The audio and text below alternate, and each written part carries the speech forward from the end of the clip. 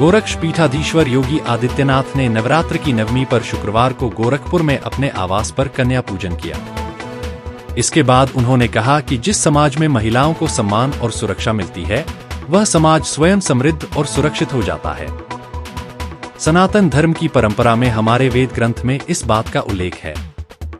इस दौरान उन्होंने नवरात्र विजयादशमी पर्व की पूरे प्रदेशवासियों को बधाई देते हुए उनके लिए मंगल कामना की। उन्होंने कहा कि पूरी दुनिया में भारत के इस पर्व को बड़ी गंभीरता से लिया जाता है।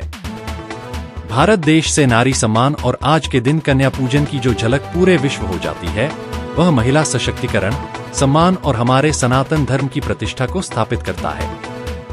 सनातन धर्म की परंपरा में शारदीय नवरात्रि का आज पावन नवमी का पर्व है।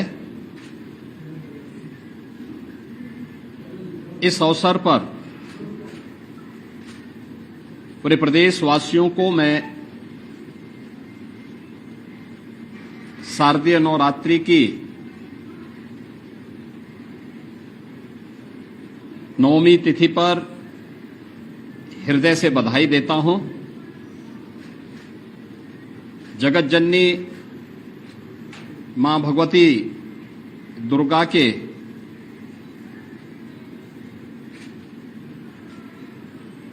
जो विभिन्न स्वरूप हैं, नवरात्रि के अवसर पर वर्ष में 2 बार सनातन धर्मावलंबी अनुष्ठान के माध्यम से आदिशक्ति मां भगवती दुर्गा के अनुष्ठान के साथ जुड़ता है। वासंतीय नवरात्रि और शारदीय नवरात्रि वर्ष में 2 बार ये सनातन धर्म की विभिन्न पर्व और त्योहारों की समृद्ध परंपरा की ओर हम सबका ध्यान आकर्षित करता है। शारदीय नवरात्रि का यह नवमी तिथि जगतजननी मां भगवती की सिद्धिदात्री रूप में सभी प्रकार की मनोकामनाओं को पूर्ण करने के रूप में मनाया जाता है। नवमी के इस पावन पर्व के साथ आज पूरे देश और दुनिया में जहां कहीं भी सनातन धर्मावलंबी निवास कर रहा है, वे सब जुड़े हुए हैं। इस अवसर पर जगतजननी मां भगवती दुर्गा के 9 स्वरूपों के प्रतीक स्वरूप कुंवारी कन्याओं के पूजन की एक पवित्र परंपरा भी है और गोरक्षपीठ की इस पवित्र परंपरा के अनुरूप इस कार्यक्रम के साथ इस बार भी मुझे जुड़ने का अवसर प्राप्त हुआ है। इन 9 स्वरूप कुमारी कन्याओं के पूजन का कार्यक्रम अभी यहां पर संपन्न हुआ है। मुझे प्रसन्नता है कि जो सनातन धर्म की यह समृद्ध परंपरा है, यह पूरे हर्षोल्लास के साथ, पूरे उमंग के साथ पूरे देश के अंदर इस परंपरा के साथ लोग जुड़ रहे हैं। शक्ति आराधना के प्रतीक आधी आबादी के प्रति सम्मान का भाव रख रहे हैं। भारतीय समाज वैसे भी प्राचीन काल से ही इस बात को मानता रहा है कि जहां नारी की पूजा होती है, उसका सम्मान होता है, वह समाज स्वयं ही समर्थ और शक्तिमान होता है। स्वाभाविक रूप से यही मान्यता जो हमारे सनातन धर्म की मान्यता रही है कि यत्र नारेस्तु पूज्यन्ते रमन्ते तत्र देवता, यानी जहां नारी की पूजा होती है वहां पर स्वयं दैवीय शक्तियां विराजमान होकर के उन मनोकामनाओं की पूर्ति करने में सहभागी बनते हैं, सहयोगी बनते हैं। और ये हम सब के लिए यह एक गौरव का क्षण है जब हम शारदीय नवरात्रि की 9वीं तिथि में 8 दिनों के अनुष्ठान के उपरांत आज कुंवारी कन्याओं के पूजन के कार्यक्रम के साथ यहां गोरक्षपीठ के साथ में जुड़ रहे हैं। यहां की एक आदि परंपरा है। सैकड़ों की संख्या में बच्चे आए हैं। उनका यहां पर अभी पूजन का कार्यक्रम संपन्न हुआ है। अब इसके बाद उनका भंडारा का कार्यक्रम यहां पर आयोजित हो रहा है। शारदीय नवरात्रि की 9 तिथियों में शक्ति की अधिष्ठात्री देवी की पूजन के उपरांत कल विजयादशमी का पावन पर्व भी है। विजयादशमी प्रभु श्री राम का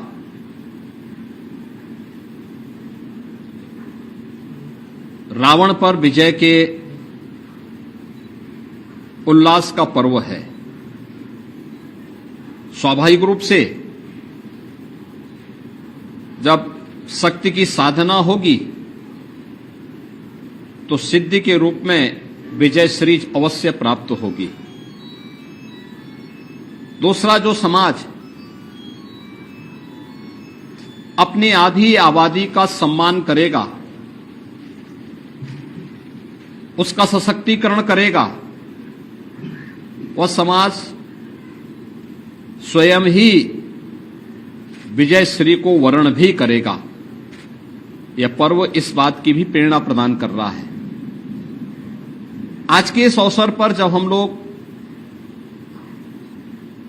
नवरात्रि के 9वीं तिथि पर जगतजननी मां भगवती के इन पावन 9 स्वरूपों के दर्शन और उनके पूजन के अनुष्ठान के साथ जुड़ रहे हैं, मैं पूरे प्रदेशवासियों का आह्वान करूंगा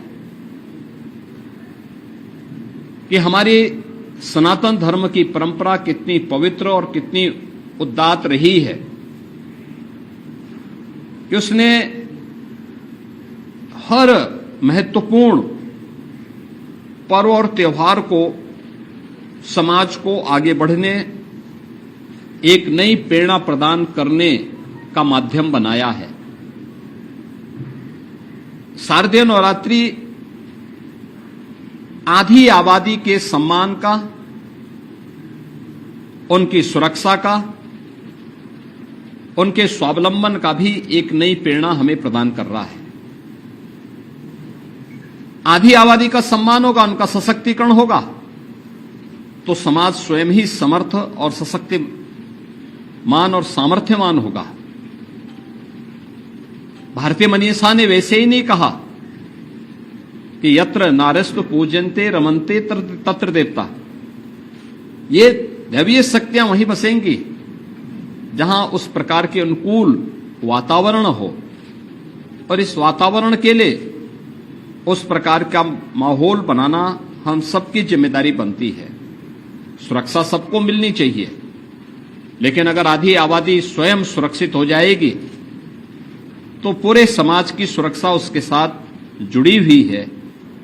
और विजयादशमी का ये पर्व कल हम सबको 9 दिनों की इस अनुष्ठान के बाद प्राप्त होने वाली सिद्धि के फलस्वरूप प्राप्त होने वाली विजय के रूप में मर्यादा पुरुषोत्तम प्रभु श्री राम की उस समय के त्रेता युग के एक बलशाली राजा जो अधर्म, असत्य का प्रतीक था, अन्याय का प्रतीक था, उस रावण पर विजय का एक उत्सव भी है। और यही कारण है कि पूरे देश के अंदर कल जहां एक और प्रभु श्री राम के प्रति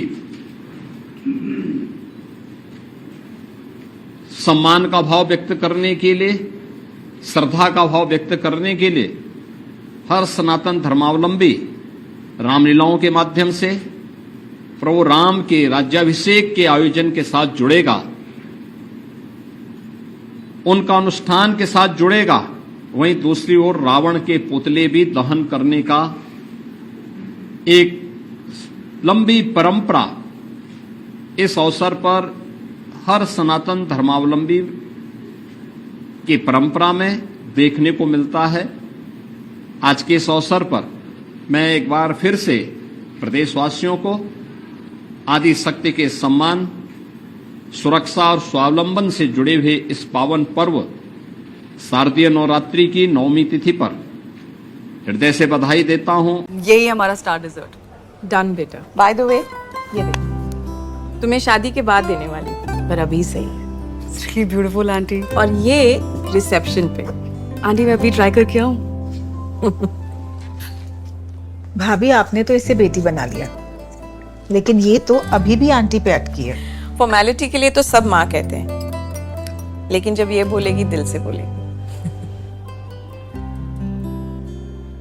क्या हुआ बेटा, कुछ भूल गई? हाँ, आपको थैंक यू कहना माँ।